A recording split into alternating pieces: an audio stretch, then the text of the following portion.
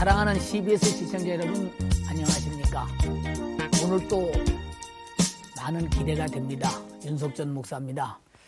오늘 홍순아 교수님, 신상복 교수님 나오셔서 오늘 바울에 관해서 또 아름다운 말씀, 좋은 해석해 주실 때 큰 은혜가 되기를 바라며 하나님의 섭리의 역사를 다시 보는 시간 되기를 원합니다. 두 교수님 나오셔서 감사합니다. 바울은 하나님께서 택한 그릇으로서 이방인들과 그리고 이스라엘과 임금들을 위해서 복음을 전하기 위해서 보낸 바로 사도였습니다. 그가 바로 복음을 전하기 위해서 전도여행을 마치고 예루살렘에 돌아올 때 많은 사람이 말렸고 또 많은 사람들이 그에게 예루살렘에 돌아가면 죽지 않겠느냐고 했지만은 그러나 그런 모든 만류를 뿌리치고 예루살렘에 도착했습니다. 예루살렘에서 있었던 바울의 여정을 우리 한번 주의 깊게 영상을 통해서 만나보시겠습니다. 화면을 보시겠습니다. 돌레마이를 떠나 바울 일행은 드디어 예루살렘에 도착했다.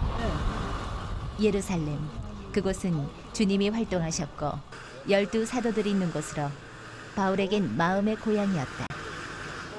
동시에 군인들이 진을 친 현재의 삼엄함처럼 당시도 바울의 적대자들이 포진한 살벌한 적진이기도 했다.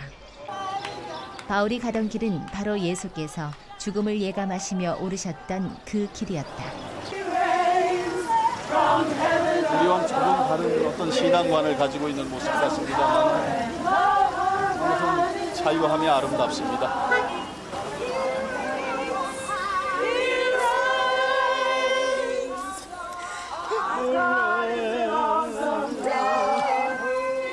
예수님의 십자가 길은 복음을 위해 생을 바치러 온 바울의 발걸음 속에서 이어지고 있었는데 그날도 이처럼 화창한 하늘 아래 예루살렘 성전의 서쪽 성벽 주변에는 수많은 유대인들이 모여 있었고 그들 속을 뚫고 바울도 예수님처럼 성전으로 갔다. 그러나 현재 성전은 다 파괴되어 단지 한 뼘 성벽만 남아있는데 나라 없는 순환과 고통으로 살아왔던 유대인들이 유일하게 와서 통곡할 수 있는 통곡의 벽입니다. 유대인들뿐만이 아니라 전 세계 기독인들이 이곳에 와서 하나님 앞에 소원하는 바를 간구하고 눈물로 하나님 앞에 호소할 수 있는 이름 그대로 통곡의 예루살렘 성전의 자리엔 현재 회교 모스크 황금돔 사원이 서 있다. 이 자리에 솔로몬은 주전 965년에 최초의 성전을 건축했었다. 아브라함이 이삭을 바치려 했던 바위가 있다 하여 순례자들의 발길이 끊이질 않고 있지만 현재 이 화려한 사원은 모슬렘들의 성지로 그들만이 출입하며 유대인들에겐 금지된 구역이다. 바로 이곳 어딘가에서 바울은 율법의 파괴자라는 오해를 풀고자 7일간 정결 예식을 행하였는데 그것은 도리어 유대인들을 경록해 했고 도시는 소란에 빠졌으며 바울은 로마 군인에게 체포당했다. 비록 이방신을 섬기는 모스크가 되었지만 2000년 전 바울의 역사는 그 터 위에 여전히 살아 숨쉬고 있다. 홍 교수님, 그 많은 바울의 제자들이 바울이 예루살렘에 오는 것에 대해서 얼마나 반대를 하고 만류했습니까? 그것은 바로 바울의 그 목숨을 지키고 바울의 고통을, 어려움을 많이 그 바라보고 있기 때문에 지켜주고자 하는 그런 마음에서 그랬으리라고 믿습니다. 바울에게 예루살렘은 어떤 의미가 있는지 설명해 주시면 좋겠습니다. 예, 저는 그 사도 바울을 두 가지로 한번 생각을 해봤습니다. 먼저 유대인으로서의 사도 바울에게 있어서 예루살렘은 어떤 곳인가? 그의 신앙의 고향이면서 그가 또 가말리알 문화에서 배웠던 배움의 고향, 또 그들 민족의 중심 가는 곳.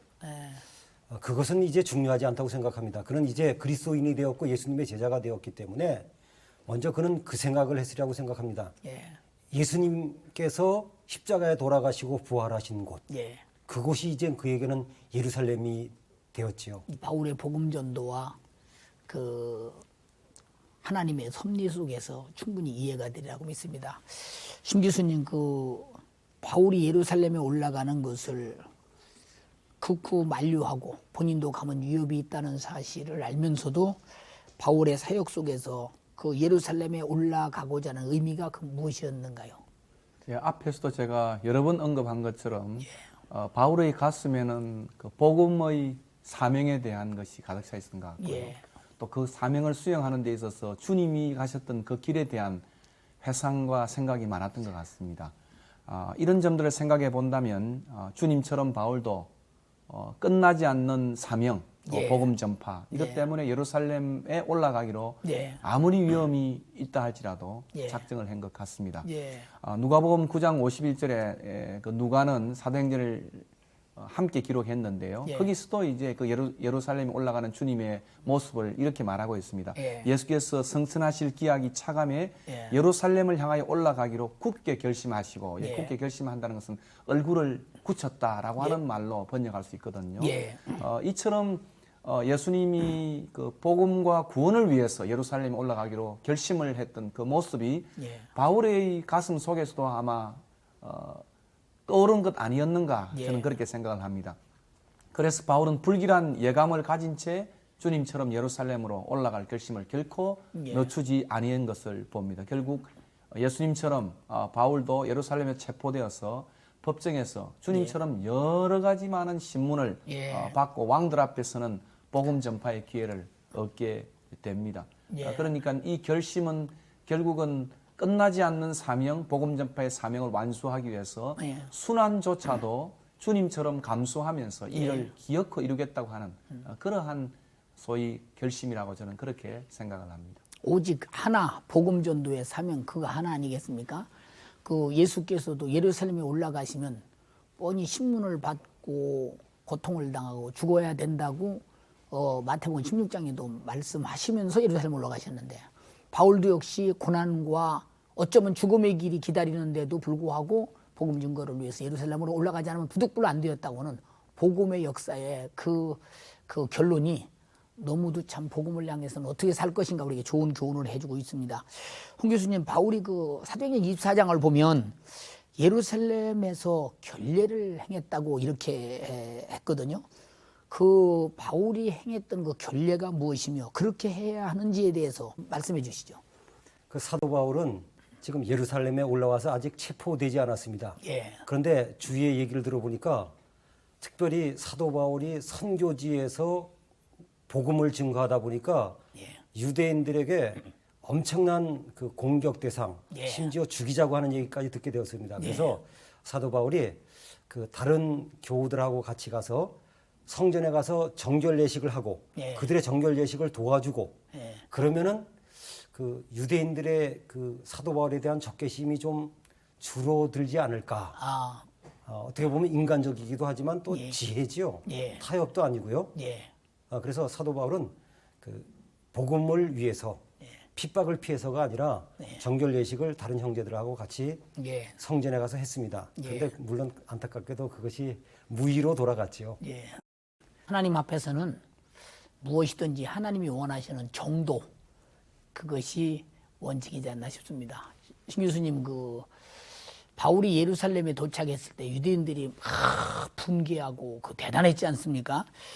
그 분노하면서 소동하면서 그 바울에 대해서 참 아주 죽이기로 막 결의하려고 하다시피 이렇게 소동을 했는데 왜 그랬는지 좀 말씀해 주시죠. 이 소동 사건은 단순히 예루살렘에서 야기된 사건만은 아닙니다. 그동안 이제 1차, 2차, 3차 선교 여행을 지내면서 그곳 회당에서 바울의 선교 전략을 보면 1차적으로 회당에서 일하지 않습니까? 그러다가 보니까 이제 거기서 이미 유대인들의 그 반감이 오순절을 통해서 디아스포라 흩어져 있던 유대인들이 들어옴으로 인해서 그 사람들이 보니까 그 바울이 여기 있는 거예요. 아하. 그러니 뭐 그 당시 좋지 않는 감정들이 다 그때 잘 됐다. 저놈 죽이자. 이렇게 해서 일어난 하나의 소동인데 그게 이제 사도행전 21장 21절에 이렇게 표현되어 있습니다. 예. 이방에 있는 모든 유대인들, 다시 말하면 디아스포라 유대인들인데 예. 이 사람을 가르치되 모세를 배반하고 예. 아들들에게 할례를 하지 말고 예. 또 규례를 지키지 말라 함을 들었기 때문이다. 이렇게 말하면서 이제 소동을 일으켜서 유대인과 율법과 성전을 멸시하고 더럽혔다는 제목으로 그렇게 선동을 하니까 뭐 야단났지요. 그렇게 해서 일어난 소동이라고. 그러니까 다시 말하면 유대교의 전통을 무시했다. 그렇지요. 그건 대단히 그들이 생명처럼 여기는 것인데 그걸 파괴한 자다. 그러니 저건 뭐 마땅히 죽여야 된다. 그런 막 엄청난 소동이 아마 일어나지 않았나 싶습니다. 그 바울을 이렇게 죽이려는 유대인들에게 그때 만약에 그냥 뒀으면 죽이지 않았겠나 싶습니다. 그래서 천부장은 바울을 즉시 보호하면서 가이사랴로 피신을 이렇게 시키지 않습니까? 그런데 예루살렘을 떠나서 가이사랴에 이렇게 도착하기 전에 먼저 그 간 곳이 안디바들이라고 하는데 그 장소가 많은 사람들이 궁금해하고 또 알고 싶거든요. 우리 한번 그곳을 영상으로 만나보시겠습니다. 화면을 보시죠. 예루살렘에서 체포된 바울을 죽이려는 음모가 있자 로마의 천부장은 바울을 보병과 마병 그리고 창군 등 470명 군인들의 보호하에 한밤중에 가이사랴로 보냈는데 그 중간 기착지가 바로 안디바들이다. 이곳은 예루살렘에서 가이사랴까지의 군용 도로 중간의 지점으로 예루살렘 북쪽 64km에 있는 성읍이다.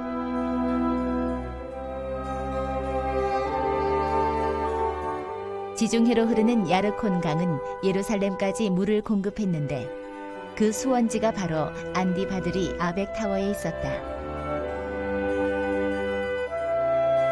또한 요빠에서 예루살렘이나 세겜으로 통하는 국내 도로와 해안 길과 교차하는 지점이 있어 안디바드리는 고대부터 매우 중요한 상업과 교통의 요지였다.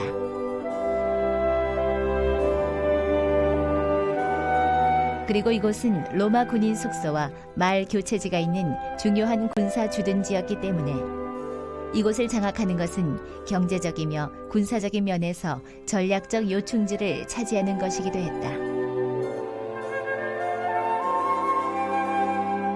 바로 이곳에 바울을 호송한 로마 군인들은 유대인들을 피해 밤길을 달리듯 걸어 도착했던 것이다. 그리고 바울 앞에는 로마로 통하는 마지막 관문, 항구 도시 가이사랴가 기다리고 있었다. 로마 천부장이 가이사랴 총독 벨릭스에게 편지하기를 송사하는 것이 저희 율법 문제에 관한 것뿐이요 한 가지도 죽이거나 결박할 사건이 없음을 발견하였나이다. 그러나 이 사람을 해하려는 관계가 있다고 누가 내게 알게 하기로 곧 당신께로 보내며 또 송사하는 사람들도 당신 앞에서 그를 대하여 말하라 하였나이다 하였더라. 사도 바울이 예루살렘을 떠나서 그 밤중에 그 안디바드리에 도착했다고 했는데요. 그 안디바드리가 예루살렘에서 그 밤에 도착할 수 있을 만큼 그렇게 가까운 곳이었나요? 예. 그 안디바드리는 사실은 생소한 이름입니다. 예. 그것은 이제 구약 성경에는 아벡으로 나와 있고, 예. 그래서 사람들이 안디바드리가 성경에 한 번밖에 안 나와가지고 예. 혼동이 되지만 제대로 설명을 드리겠습니다. 예. 여기가 예루살렘입니다. 예. 그리고 여기가 가이사라입니다. 근데 예. 이곳까지 거리가 네. 약 104km 정도가 됩니다. 그래서 안디바드리는 그 사이에 있는 곳인데 로마 군인들의 그 역마를 취급하던 로마 주둔지가 있었던 곳입니다. 아하. 그러니까 이곳까지 64km를 가가지고 하루를 지낸 뒤에 예. 나머지 40km를 이 가이사라까지 행군을 해서 이틀이 걸린 겁니다.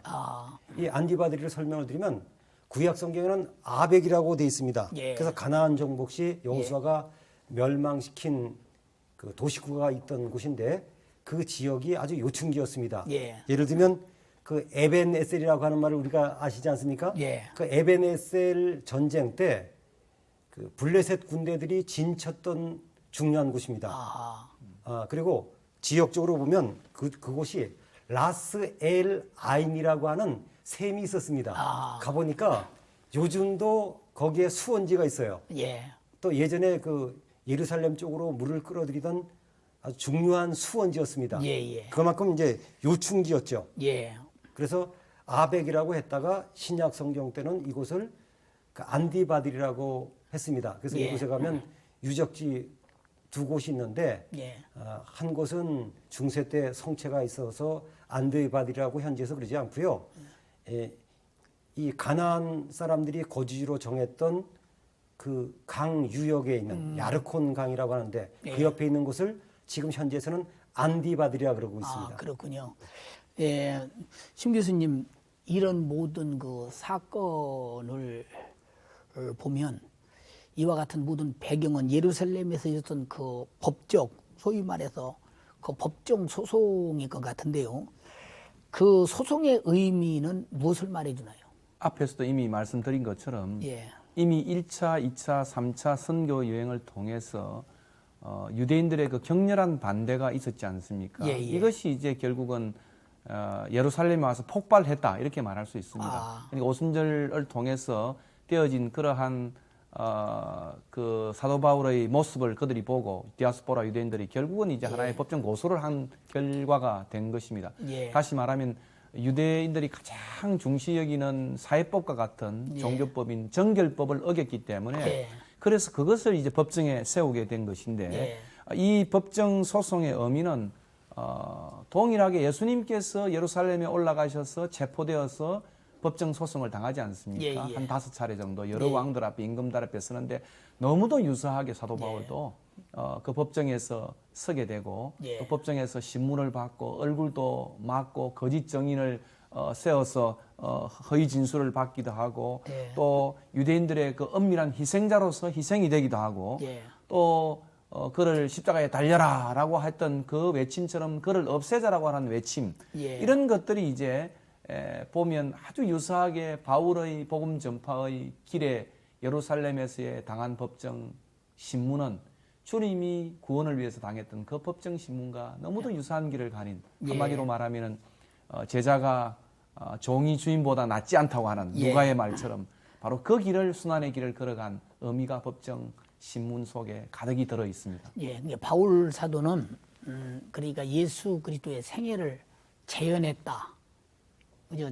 그 모습을 많이 다시 한번 나타냈다. 이렇게 보아도 우리가 그 큰 결론은 아니겠습니다. 그렇죠. 구원론적 의미는 아니라 할지라도 복음 전파를 위해서 제자의 삶에 있어서의 하나의 재현이다. 이렇게 생각하면 좋겠습니다. 그 심 교수님 사도행전 25장과 26장을 보면 그 안디바드리를 떠나서 가이사랴에 도착한 바울이 사도행전 9장 말씀대로 그 왕들 앞에서 그 변론한 내용이 나옵니다.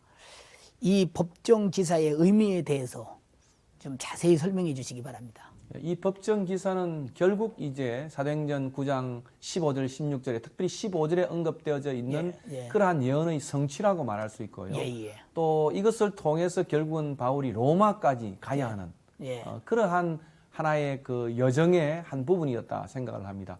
예수님께서 우리의 구원자가 되기 위해서 우리에게 구원을 주시기 위해서 왕들의 여러 왕들 앞에서 서서 신문을 받았던 것처럼 또 그 신문 기사가 정말 우리에게 주는 의미가 크지 않습니까? 그와 마찬가지로 바울이 당했던 이 5번의 법정 신문과 예수님의 5번 당했던 법정 신문은 너무도 정말 유사한 길을 걸어가는 그런 모습을 우리가 배울 수 있고요. 이 사도행전 9장 15절에 언급된 것이 다시 밤중에 또 주께서 나타나셔가지고 비슷한 말을 또 하고 있는 것을 봅니다. 아무튼 이방인의 사도로서 세움을 입어서 바울은 임금들 앞에 써야 하고 또 임금들 앞에 서서 복음이 무엇인지를 결국은 이제 소위 말하면 신문을 받으면서 내가 어떻게 이렇게 되었다라고 하다 보니까 다메섹에서 주님을 만나고 어떻게 했던 그 복음이 너무도 자연스럽게 예. 그들 앞에서 소위 신문을 통하여 드러나게 되는 예. 그런 효과가 되었습니다. 그래서 우리가 당하는 이런 모든 어려움들도 사실 뒤집어 놓으면 합력하여 선이 되는 것처럼 그런 효과를 발휘했습니다. 예, 그러니까 사도행전 9장에 이 사람은 이방인들과 이스라엘과 임금들에서 나의 택한 그릇이다. 그렇게 말씀하신 내용이 핍박을 통해서 모든 환경을 통해서 그저 이루어져가는 과정을 우리가 하나님의 말씀을 기어이 이루어주고야 만다 이런 느낌이 듭니다. 그러면 우리 모든 사람들도 그 하나님의 뜻을 따라 살려고 보면 그 뜻이 이루어지는 과정 속에서 어떤 방해가 와도 기어코 성공하는 사람이 돼야 되겠다 이런 각오가 새로워집니다. 오늘 두 교수님의 말씀을 이렇게 들으면서 참 많이 깨달았습니다. 우리 시청자들도 아마 밤낮 시간을 아마 기다릴 것입니다. 우리 방청객들이 또 여쭤볼 말씀이 있는 것 같습니다. 우리 방청객들에게 질문을 받겠습니다. 홍 교수님께 여쭤보겠습니다. 바울이 가이사라를 호송되기 전에 왜 안디바드리에 머물렀나요? 조금 전에 말씀드린 이야기의 반복이지만 그 당시에 그 군인들의 속도로도 가이사라까지 104km를 하루에 주파할 수는 없습니다.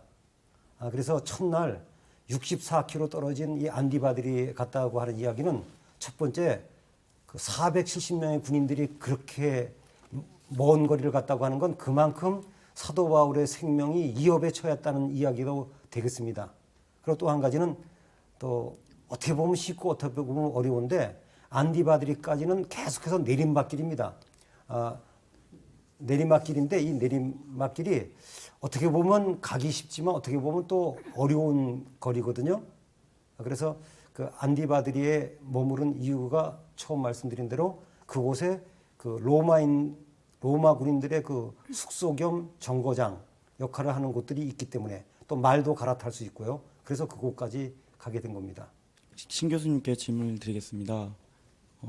가이사랴에서 바울은 왕들 앞에서 변론을 하는데요. 제수가 어떻게 왕 앞에서 자기 변론을 할 수 있었는지가 궁금합니다.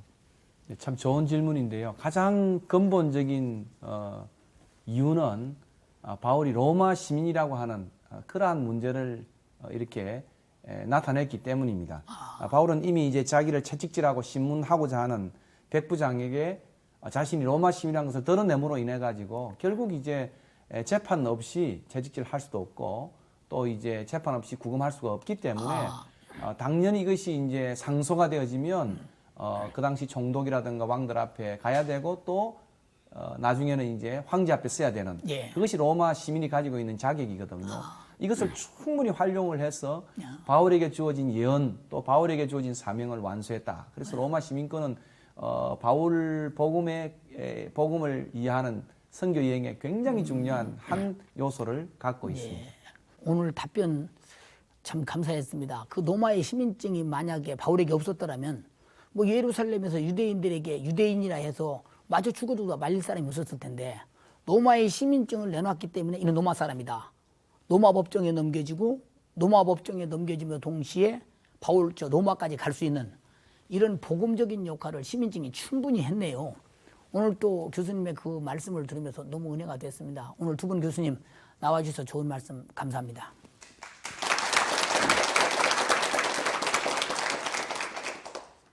예수 그리스도의 생애는 역시 복음 전도였습니다. 그는 이곳에서 핍박을 받으면 저 동네로 또 저 동네에서 핍박을 받으면 이쪽 동네로 항상 옮겨 다니면서 복음을 열심히 전했습니다. 그는 성령에 이끌려 복음을 전하면서 마지막 최후의 복음의 완료인 그 죽음을 위해서 가야바의 뜰에서 모진 매를 맞으면서 결국은 십자가를 지고 골고다를 오르면서 바로 최후의 마지막 다 이루었다 하시면서 우리 구원을 완성시켰습니다. 이 완성된 구원의 복음을 증거하기 위해서 역시 바울이라는 사람을 선택해서 그도 성령에 이끌리게 만들어 예수님의 생애를 재현하듯 그는 복음을 전하는 자로서 평생에 고통과 어려움이 있을지라도 이 핍박을 받으면 저곳으로 저 핍박을 받으면 이곳으로 옮기면서 복음을 증거해왔습니다. 바로 이와 같이 해야 될 이유가 무엇이었던가? 예수께서 이 땅에 오셔서 당하신 고난이 헛되지 않고 죽음이 헛되지 않도록 모든 인류에게 이루어져 다 구원받기를 원하는 소원이요 뜻이었습니다. 우리도 언제든지 이곳을 가나 저곳을 가나 예수 안 믿는 사람들을 만날 때마다 열심히 복음 전해서 하나라도 예수를 몰라 오해하여 멸망하지 않도록 우리는 최선을 다해서 전도해야 할 것입니다. 바울의 생애를 보면서 많이 공부하며 배웠습니다. 감사합니다. 다음 시간에 또 뵙겠습니다.